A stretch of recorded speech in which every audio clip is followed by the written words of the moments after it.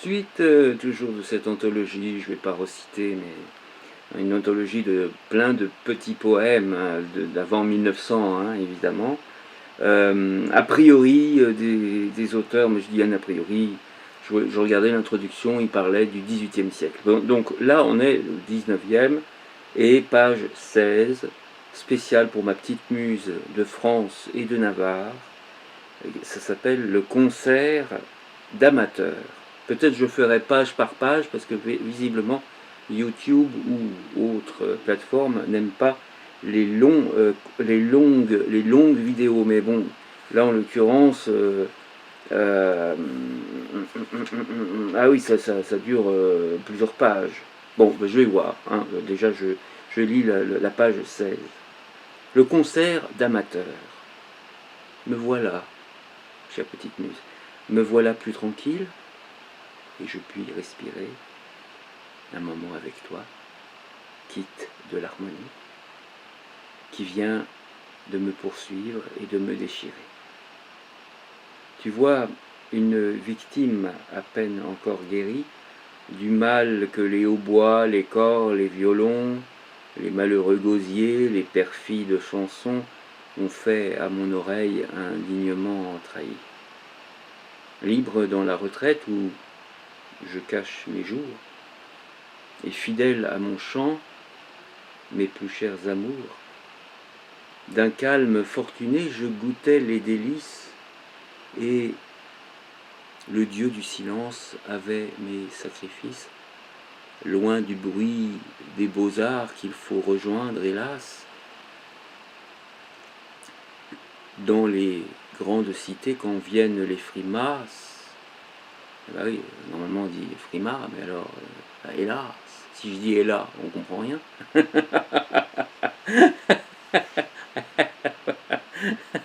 Et oui, alors est-ce qu'on veut le sens ou le son? Voilà. Bon, bref. Loin du bruit des beaux-arts qu'il faut rejoindre, hélas, dans les grandes cités quand viennent les frimas, et là, seulement quelquefois de légères volées d'artistes emplumés, perchés sur mes allées, à leur gazouillement intéressait mon cœur, quand un voisin, je crois, jaloux de mon bonheur, arrive, et m'entraînant dans sa ville voisine, d'un concert d'amateurs poliment m'assassine. Je suis trop inhabile à prévoir les malheurs et ne soupçonnais pas toute la perfidie de 15 ou 20 bourreaux se disant amateurs, et dont l'air prévenant, la mine réjouie, était loin d'annoncer les prochaines fureurs. Une chambre à plafond, propre à la mélodie, de 2 lits tout exprès, récemment dégarnis, était la simple arène où s'étaient rassemblés les honnêtes bourgeois au concert appelé. Comme moi, citoyens innocents et paisibles, heureux d'être pourvus d'oreilles moins sensibles, tout s'apprête bientôt pour l'exécution. Des solives branlants et des planches hachées composent l'échafaud de la partition. Dans les salles binets négligemment penchées, des chandelles formant l'illumination de leur suif infidèle inonde le salon. Page 17. Mais que de soins encore avant que l'on débute. L'un graisse son archet, l'autre humecte sa flûte, un autre, en grimaçant, enfonce avec effort sa cheville rebelle à maintenir l'accord. Un autre, dans un coin, d'une main empressée, rajuste sa seconde à sa barbe cassée et se plaint en jurant de son mi, mi, mi, furieux, lequel vient, par surcroît, de lui sauter aux yeux. Jusque-là, je respire, et je ne puis encore que rire des apprêts de la guerre sonore. Un homme gravement et de l'air d'un docteur fait passer dans les rangs son la son la régulateur. À sa démarche fière, à sa mine importante, on reconnaît bientôt le chef dont la valeur doit conduire au combat la bande concertante. on s'accorde, ou plutôt on ne s'accorde pas, et le chef, trop pressé pour être trop sévère, du ton de ses sujets, ne s'inquiète guère et les laisse à leur choix, ou plus haut ou plus bas. C'est ici que commence un étrange vacarme semblable à ces clameurs qui répandent l'alarme. Cruellement d'accord, les cruels instruments préludent à la fois sur 20 tons différents, tandis que chacun souffle ou racle la discorde. Le maître du logis tout radieux m'aborde. Voyez-vous, me dit-il, ce petit effronté préludant au pupitre avec tant de courage? C'est mon fils le cadet. Croirait-on qu'à cet âge c'est un lutin déjà pour la difficulté? Il se moque de tout, le plus rude passage, les plus hauts déhanchés, ouf, les plus hauts démanchés, sont des jeux pour ses doigts. On dirait qu'il badine avec la triple croche. Rien ne peut l'arrêter. On lui fait le reproche de se laisser trop loin emporter quelquefois, d'être trop fort peut-être. En de certains endroits, il va de Viotti nous donner quelque chose. Page 18. Vous serez satisfait de notre virtuose. Il est vrai que, ma foi, le grec et le latin, l'histoire, le calcul sont restés en chemin. Je l'envoie à Paris, c'est là sa destinée. Je veux qu'avant 2 ans, il monte sur le corps des Rhodes, des Bayots, des maîtres les plus forts. Mais vous en jugerez. Voici ma fille aînée. Elle commence à peine à toucher le forté. Elle est dans l'âge ingrat, mais la petite ingrate, comme un démon déjà, vous touche une sonate. De la pousser bien loin, son maître s'est flatté. Sa mère va chanter cet air de la fauvette, de la belle, de la bête. Oh, oh, monsieur, je regrette que vous ne l'ayez pas entendu autrefois. Vous entendrez du moins un beau reste de voix. Notre ville présente, on ne saurait le taire, une réunion qui n'est pas ordinaire. On y compte, le fait peut vous être attesté, 20 violons, au moins de la seconde force, 8 basses, 10 altos et 36 fortés. Je ne vous parle pas de 12 corps de chasse, d'une grosse timbale et d'une contrebasse. J'étais à ce discours, immobile et glacé, sentant bien dans le bruit dont j'étais menacé toute l'énormité de ma désaventure. Lors du jeune Henri commence l'ouverture, célèbre avec raison chez nos musiciens, tant l'art y contrefait fidèlement les chiens. Mais ici son auteur a fait des notes vaines. Ce sont des chiens encore, mais changés en mâtins, acharnés, pleins de rage, aux oreilles humaines. L'ouverture finie et les chiens ont cessé. Tous les chats m'attendaient, plus perfides peut-être, dans certains concertos. Par notre hôte annoncé, un petit garnement, escorté de son maître, arrive et fait brandir un bâton déloyal, garni de tout le crin d'un malheureux cheval, hélas. Le fils cadet, sous cette arme cruelle, se met à désoler sa pauvre chanterelle. Page 19. Et près du chevalet, établissant ses doigts, par des notes sans nombre exerce sa furie.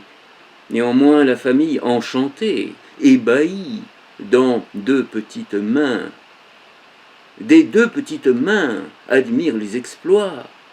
Un bon vieillard s'étonne, attentif au passage, qu'on puisse jusqu'au sol démancher à cet âge, et dit que de son temps l'artiste le plus fort, démanchant jusqu'à lutte, faisait un rare effort. Cependant le marmot, au tiers de sa carrière, se trouble en écoutant, plein de joie et d'orgueil, sa gloire qui remplit la chambre tout entière. Un passage l'arrête. Il y trouve un écueil. Le malheureux cadet que la note surmonte reste court, rougissant d'embarras et de honte. Il semble que ce soit une fatalité, ou plutôt c'est l'effet de la timidité, dit son père. 20 fois il a fait ce passage.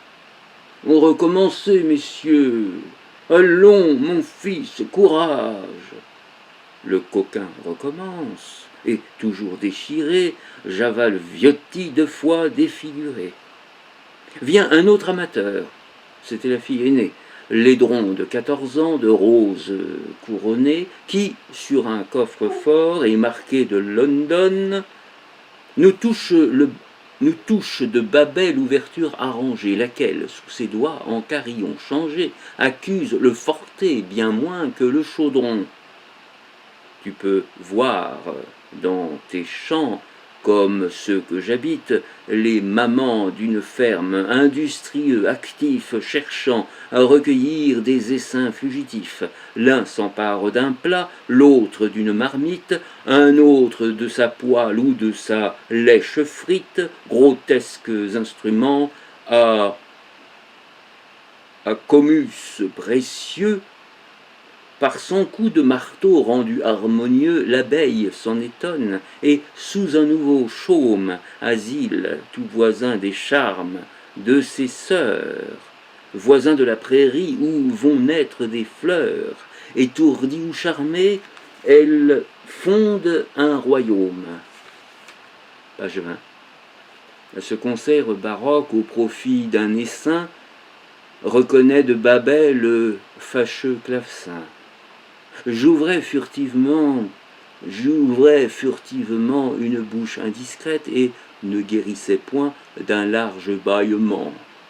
Preuve d'un long ennui comprimé vainement, quand je vois au pupitre arriver la fauvette, maîtresse du logis, oiseau de 50 ans, promise avec emphase à tous les assistants, laquelle, d'un antique et pénible ramage, vient avec ses petits assourdir le bocage.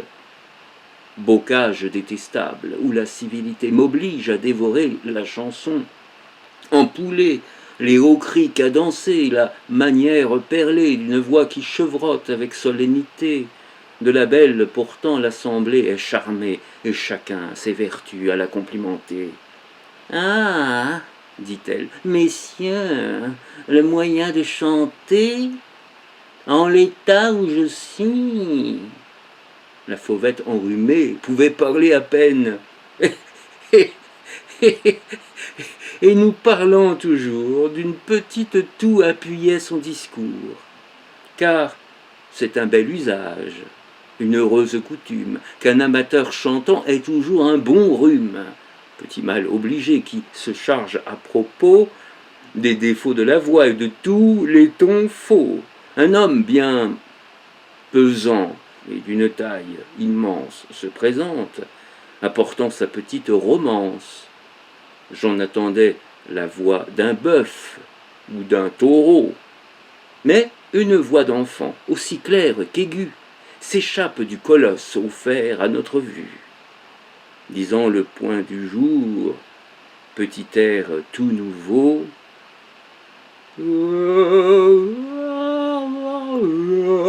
l'infortuné d'un ton qu'il radoucit encore, enjolivant son aube et brodant son aurore. Après quelques couplets qui le mettent en eau, achève, en haletant son malheureux morceau, arrive enfin le cœur, bouquet de l'artifice, les voix, les instruments, tout un long exercice à redoubler, je crois, l'insigne fausseté. Entonne, quand chacun s'agite, bâille et grille. Où peut-on être mieux qu'au sein de sa famille?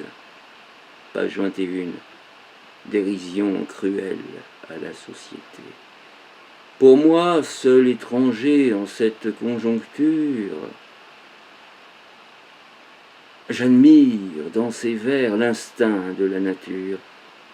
Je prends le cœur aux mots et regagne les lieux où je puis en effet me flatter d'être mieux, rendant grâce au ciel, revoyant mes pénates, d'y respirer enfin un air délicieux, dégagé d'instruments et purgé de sonates. Je dois en bon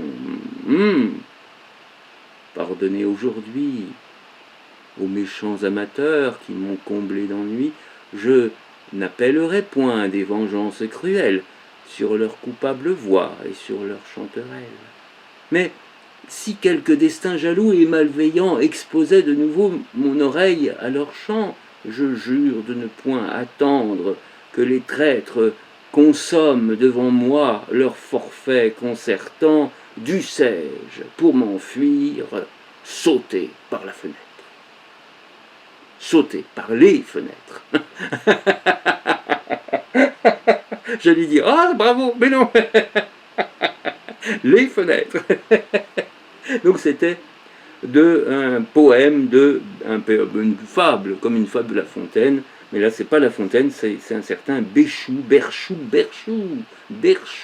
B-E-R-C-H-O-U-X,